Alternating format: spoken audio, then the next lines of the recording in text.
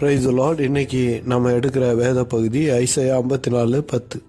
மலைகள் விலகினாலும் பர்வதங்கள் நிலை பெயர்ந்தாலும் என் கிருபை உன்னை விட்டு விலகாமலும் என் சமாதானத்தின் உடன்படிக்கை நிலை பெயராமல் இருக்கும் என்று உண்மையில் மனதுகிற கர்த்தர் சொல்கிறார். இந்த இடத்துல கிருபை என்ற வார்த்தைக்கு பதிலாக ஆம்பிளிஃபைட் பைபிளில் அன்பு என்ற வார்த்தை யூஸ் பண்ணியிருக்கிறாங்க. அப்போது கர்த்தர் நம்ம மேலே கொண்டு இருக்கிற அன்பு அன்கண்டிஷனல், அதில் நிபந்தனை கிடையவே கிடையாது. அவர் எந்த நிபந்தனையும் தான் அன்பு செய்யறதுக்காக மனுஷன் மேலே வைக்கல. மனுஷனுடைய அன்பு தான் நிபந்தனையானது. ஒரு மனுஷன் இன்னொருத்தர் அன்பு செய்கிறானாலே அவன்கிட்ட எதையோ ஒரு விஷயத்தை எதிர்பார்த்து தான் அன்பு செய்கிறான். ஆனால் கடவுளுடைய அன்பு அகப்பே அன்பு என்பது என்னன்னா, எதையுமே எதிர்பார்க்காமல் அவங்க எப்படி இருந்தாலும் எந்த நிலையில் இருந்தாலும் அவர்களை அன்பு செய்வது தான் அகப்பே அன்பு. அதுதான் கர்த்தருடைய அன்பு. கர்த்தர் பாவிகளையும் சரி பரிசுத்தவானையும் சரி ஒரே மாதிரி தான் அன்பு கூறுகிறார். அவர்கிட்ட எந்த வித்தியாசமும் இல்லை. பாவியை கொஞ்சமாகவும் பரிசுத்தவான அதிகமாகவும் அன்பு செய்கிறார் அப்படின்னு இந்த வசனம் சொல்லல. எல்லாரையும் ஒரே மாதிரி தான் அன்பு செய்கிறார். நல்லவனையும் சரி தீயவனையும் சரி கடவுள் ஒரே மாதிரி அன்பு செய்கிறார். நாம் பாவம் செய்யும்போது என்ன ஆகுதுன்னா, தேவனோடு கொண்ட உறவில் எந்த ஒரு விரிச்சலும் ஏற்படுறதில்ல, கர்த்தருடைய அன்பும் மாறப்போகிறது இல்லை. நம்ம பாவம் செய்யும்போது நாம் எதை விதைக்கிறோமோ அதை அறுப்போம். நம்ம பாவத்தை விதைச்சோன்னா பாவத்தை அறுப்போம், நல்லதை விதைச்சோன்னா நல்லதை அறுப்போம், தீமையை விதைச்சோன்னா தீமையை அறுப்போம். அதே மாதிரி தான் பாவத்தை நம்ம செய்தோன்னா அதுக்குரிய கான்சிக்வன்ஸை இந்த உலகத்தில் நாம் அனுபவிப்போம். ஏன்னா இந்த உலகத்தோட கோட்பாடு பிரின்சிபலே என்னன்னா சோயிங் அண்டு ரீப்பிங் தான், அதாவது விதைத்து அறுப்பது தான். அப்போது இந்த உலகத்தில் நம்ம பாவம் செய்வோன்னா அது ஒரு லா.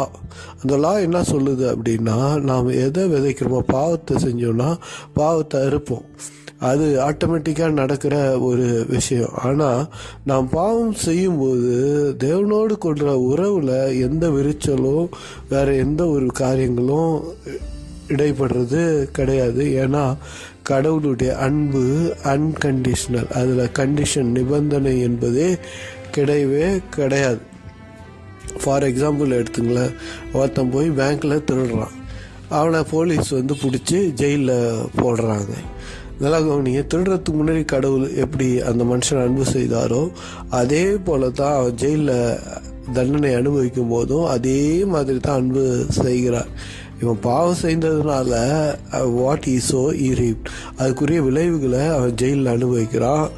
ஆனால் தேவனிடத்தில் எந்த மாற்றமும் இல்லை. ஏன்னா வேதம் சொல்லுது இஸ் லவ் இஸ் அன்கண்டிஷனல். மனுஷனுடைய அன்பு மட்டும்தான் கண்டிஷன், நிபந்தனை உள்ளது. கர்த்தர் நீ நல்லவன் கெட்டவன் என்று பார்த்து பழகுவதில்லை, அவர் அன்பு செய்வதில்லை, அன்பை மாற்றிக்கொள்வது இல்லை. ரெண்டாவது பகுதி, என் சமாதானத்தின் உடன்படிக்கை நிலை பெயராமலும் இருக்கும். கர்த்தர் என் மேலே கோபமாக இருக்கிறார் அப்படின்னு நிறைய பேர் நினச்சிக்கிறான்.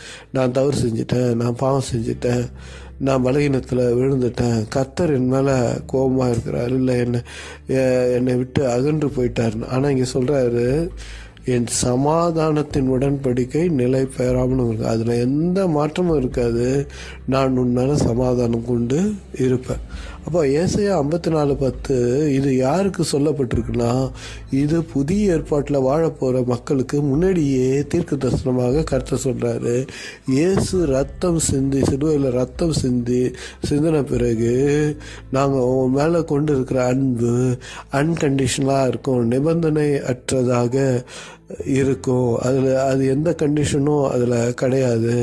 பாவியானாலும் சரி பரிசுத்தவானாலும் சரி இயேசு சிலுவையில் சிந்தின ரத்தத்தை நினைவு கூர்ந்து உங்கள் மேலே நான் அன்கண்டிஷனலான லவ்வை வைப்பேன், அன்பை வைப்பேன் என்று கர்த்தர் இங்கே நமக்கு சொல்லுகிறார். அது மட்டும் இல்லாமல் நம்மோடு கூட அவர் சமாதானமாக இருப்பேன் என்று சொல்லுகிறார். பிரியமான சகோதரனே சகோதரியே, இதோ கர்த்தருடைய அன்பு அகப்பை லவ் என்பதே கண்டிஷன் இல்லாத லவ்.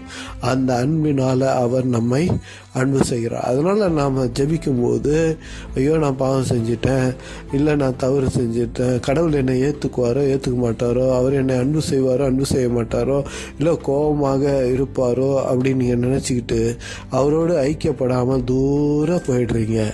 ஆனால் தேவன் உங்களை நேசிக்கிறார். இயேசு சொல்கிறார், பரிசுத்தவான்களுக்காக வரல, நான் பாவிகளுக்காக தான் வந்தேன்னு கர்த்தர் சொல்கிறார்.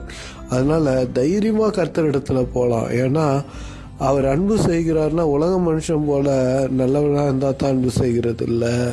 அவருடைய அன்பு நிபந்தனையற்றது, அன்கண்டிஷனல் லவ் அவருடைய அன்பு.